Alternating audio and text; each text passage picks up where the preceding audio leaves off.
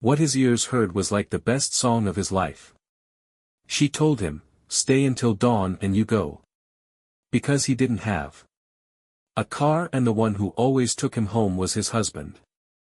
But after what happened with her husband and the neighbor, he ran away from the house. That's why there was no one to guide his friend. That soft voice caressed every part of him. At that point he forgot that she was his friend's wife. "I'm going to fix your room," she told him. "But why do I have to stay elsewhere, when my desire is to be with you? I know it's not the best time to tell you, but I always wanted a chance with you. I know you've never come on to me to say that you're looking for something with me.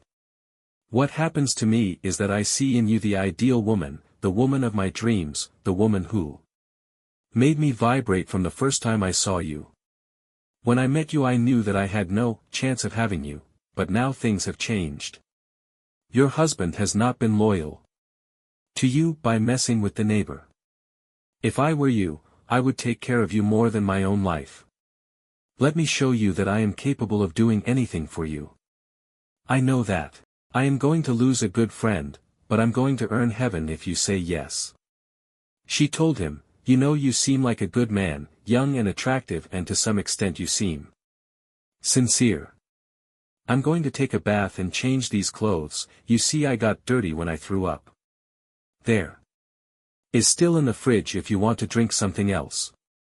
It's okay, go calmly to bathe and I'll wait for you here while I drink something, because I feel my throat dry."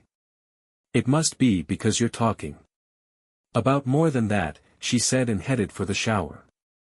He didn't know what else to do or tell her so that she would succumb in his arms, and be able to make his dream of being with her come true.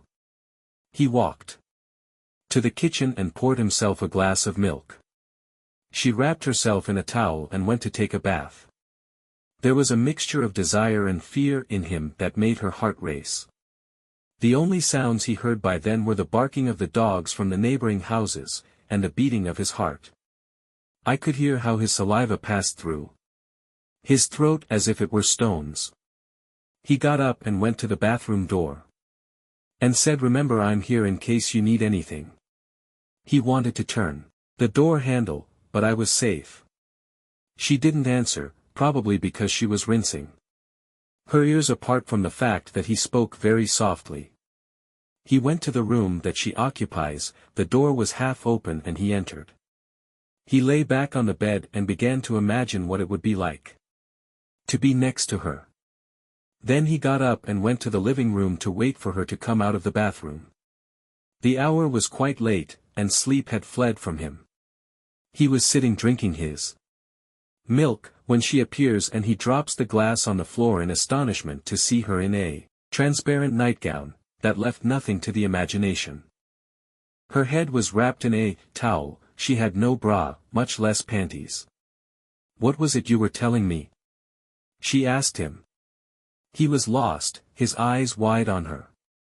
"I was mesmerized, completely paralyzed to see so much beauty in such a small body." "Don't be scared," she told him. "No, I'm not scared. It's just that it's kind of amazing to me to see you like this." "Well, you wanted an answer from me, right?" "Well, what do you think I mean by presenting myself like this in front of you?" He was speechless, he was unable to say anything due to the incapacity caused by nervousness. Between broken words he said, "I'm going to take care of you and give you the value you deserve. I think that with me we are not going to have parties like these, so that nothing happens that we do not want to happen. Don't worry, my love, I know that infidelity doesn't blind you and you don't fall into it out of ignorance either. Infidelity is a matter of decision. I now decide to be with you and share a moment by your side. It may be just once or it may be for a lifetime. But for now, I don't want to think about it. I just want you to possess me, that our bodies become entangled in passion and love. I want to tie my wish to yours. I want to feel alive, wanted and loved." He told her, "For me to see you like this in front of me is already something big. I want you to stay There a moment longer so that I can enjoy your figure a little more. I want to record in my memory this pleasant moment. I am more than happy to be the one who has the opportunity to be here today. I feel so lucky that I don't even know how to act. She told him, you don't need to act, just let yourself go. Come with me to the room.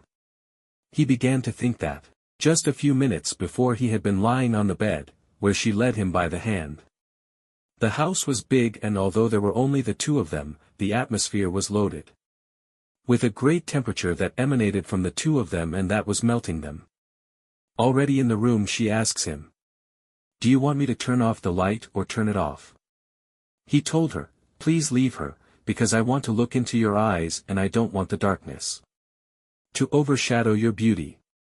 He undressed his heart and gave himself body and soul to his friend's wife. They became one. He entered the depths of her being and she received him with great pleasure. They forgot that there are more people in the world and took care only to make each other happy.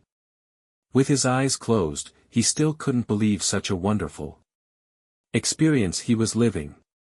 The sweat, the light on, and the sound of the early morning, they were his only witnesses of his love. In the description of this video I leave you the address of the first part of this story. Would you like to know what the outcome of this story is? If so, let me know in the comments and don't forget to leave me your like.